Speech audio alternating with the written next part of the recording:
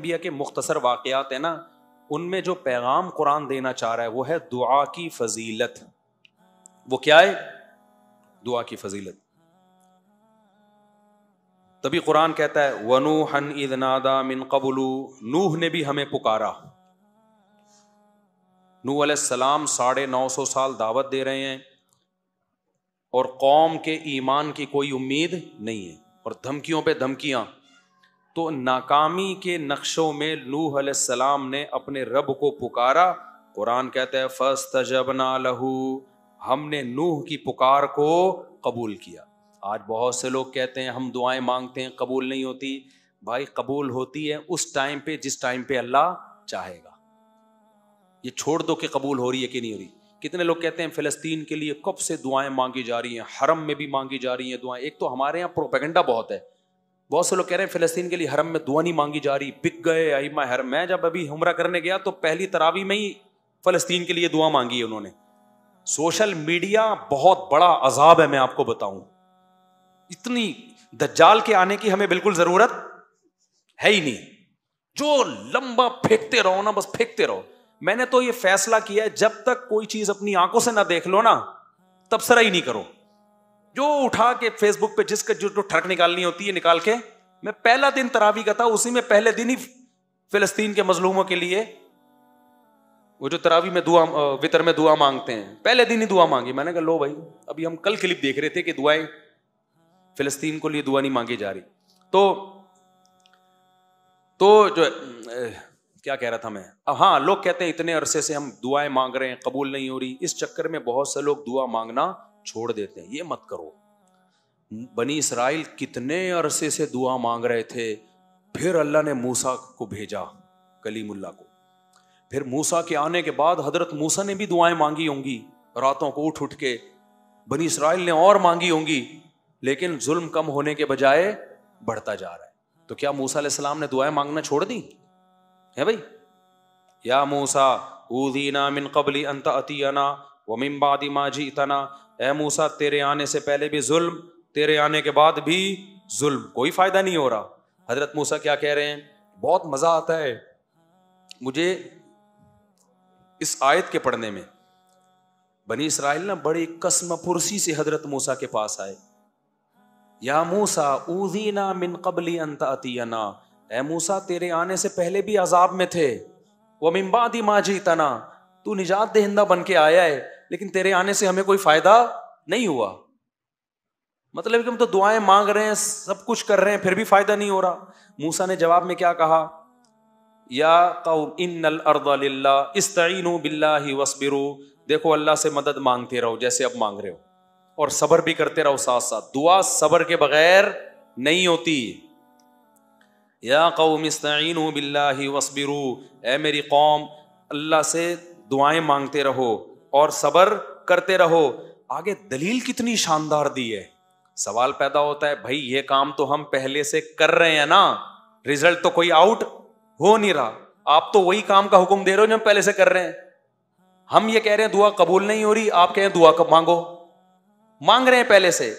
اس اشکال کا موسیٰ نے جو جواب دیا علیہ السلام نے، ان الارض للہ یورثها من یشاء من عبادی، اے میری قوم زمین فرعون کی نہیں ہے، یہ گریوی میں فرعون کو ملی ہوئی ہے. زمین کا بادشاہ کون ہے؟ اللہ ہے. تو جب اللہ ہے وہ جب چاہے گا سیکنڈوں میں چھین لے گا اس سے. وہ نہیں چھین رہا، اس میں کوئی حکمت ہے. تو جو اللہ کا کام ہے وہ اللہ کو کرنے دو، جو تمہارا کام ہے وہ تم کرو. ہمارا کام ہے بھکاریوں کی طرح، اس کا کام ہے زمین چھیننا، ہم اپنا کام کریں گے اور وہ اس کو اس کا کام کرنے دو، کیونکہ مالک وہ ہے، جب چاہے گا سیکنڈوں میں چھین لے گا. ان الارض للہ یورثها من یشاء من عبادہ، وہ اللہ جس کو چاہتا ہے زمین کا مالک بنا دیتا ہے. آج فرعون کو بنایا ہوا ہے، اس کا مطلب یہ نہیں کہ حقیقی مالک فرعون ہے. حقیقی مالک فرعون ہوتا پھر ہم مایوس ہوتے نا. حقیقی مالک کون ہے زمین کا؟ اللہ ہے. تو ہمیں مایوسی کی کیا ضرورت ہے بھائی؟ وہ نہیں چھین رہا، کوئی حکمت ہے، ہمیں آزما رہا ہے. وہ جب چاہے گا 2 منٹ میں چھین کے ہمارے حوالے کر دے گا. تبھی تو کیسے 2 منٹ میں چھینا کہ نہیں چھینا، آخری دم تک، جب تک وہ پانی کے کنارے پہ کھڑے ہوئے تھے نا اور فرعون کا لشکر آ رہا تھا, اس وقت تک فرعون یہ سمجھ رہا تھا زمین کا وارث کون ہے, میں ہوں, مصر کا مالک کون ہے, میں ہوں. پھر جب پانی میں راستے بنے, بنی اسرائیل پار ہو کے گزر گئے, اس وقت بھی فرعون بھی یہ سمجھ رہا تھا کہ مصر کا مالک کون ہے, بولو میں ہوں. جیسے آج اسرائیل سمجھ رہا ہے کہ بیت فلسطین کا مالک کون ہے, اسرائیل ہے. فرعون تو اس سے بڑے پاورفل تھا, وہ بھی آخری اینڈ تک یہی سمجھتا رہا کہ زمین کا مالک کون ہے, میں ہوں. راستے بن گئے, اس وقت بھی فرعون سمجھ رہا تھا مصر کا مالک کون ہے, میں ہوں. بنی اسرائیل بھی یہ سمجھ رہے تھے, حضرت موسیٰ بھی یہ سمجھ رہے تھے کہ فی الحال زمین کا مالک کون ہے, فرعون. چند سیکنڈوں کے اندر کام ہوا ہے.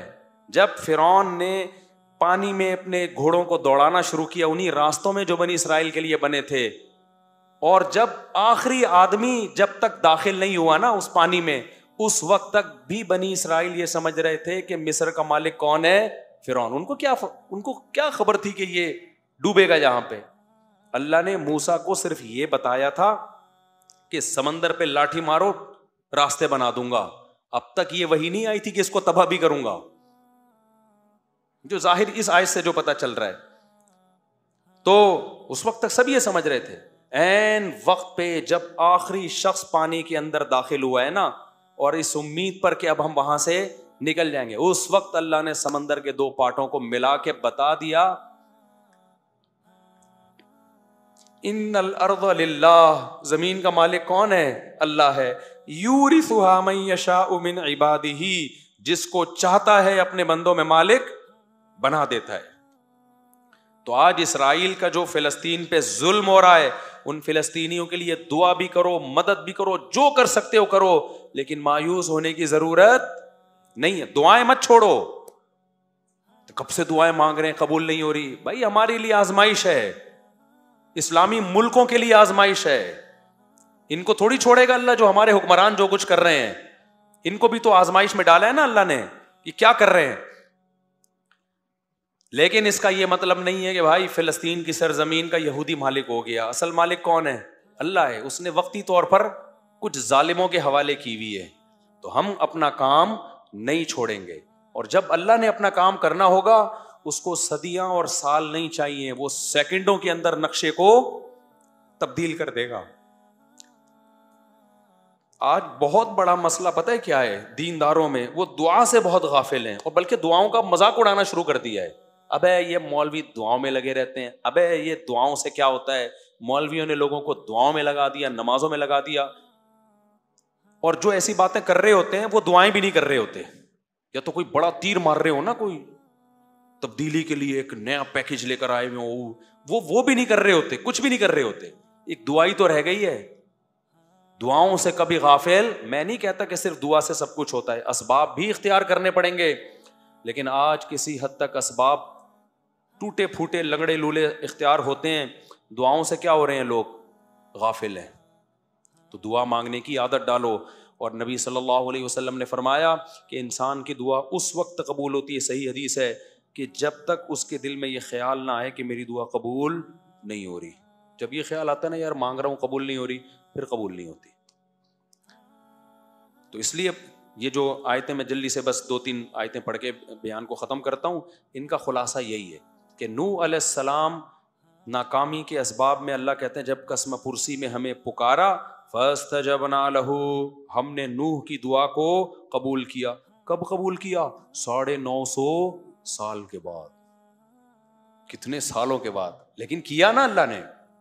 یعقوب علیہ السلام ساری زندگی دعا مانگتے رہے, قبول بڑھاپے میں کیا. اگر نہ مانگتے تو کچھ بھی نہیں ہوتا. تو اور اللہ اگر ایسے دعائیں قبول کرنا شروع کر دے, ادھر مانگی ٹھک کر کے, وہ تو پی کے فلم ہو جائے گی. وہ شارٹ کلپ کسی نے بھیجا تھا, میں فلمیں نہیں دیکھتا, یہ ذہن میں جو لوگوں نے لکھا ہوا ہے اس نے چھپ کے پوری فلم دیکھی ہے. نہیں دیکھی, اللہ کی قسم نہیں دیکھی. ہاں یہ ضرور ہے کہ اس کے کچھ شارٹ کلپ تھے, وہ بھی دوستوں کے ساتھ دیکھے ہیں, وہ بھی وہ والے کلپ جو بہت ہی خاندانی قسم کے کلپ تھے.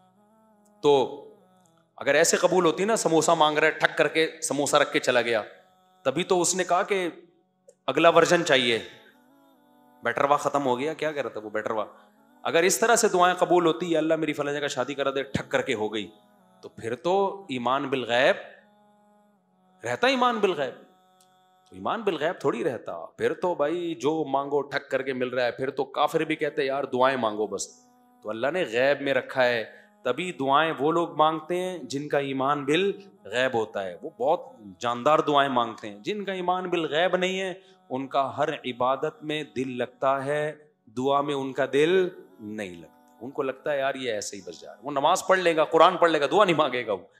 تو اللہ تعالیٰ فرماتے ہیں فاستجبنا لہ, ہم نے ان کی دعا کو قبول کیا. وَنَصَرْنَاهُ مِنَ الْقَوْمِ الَّذِينَ كَذَّبُوا بِآيَاتِنَا, اور جو لوگ ہماری آیات کا انکار کرتے تھے ہم نے نوح کی ان پر مدد کی. نوح علیہ السلام کمزور تھے, ہم نے ان کی مدد کی.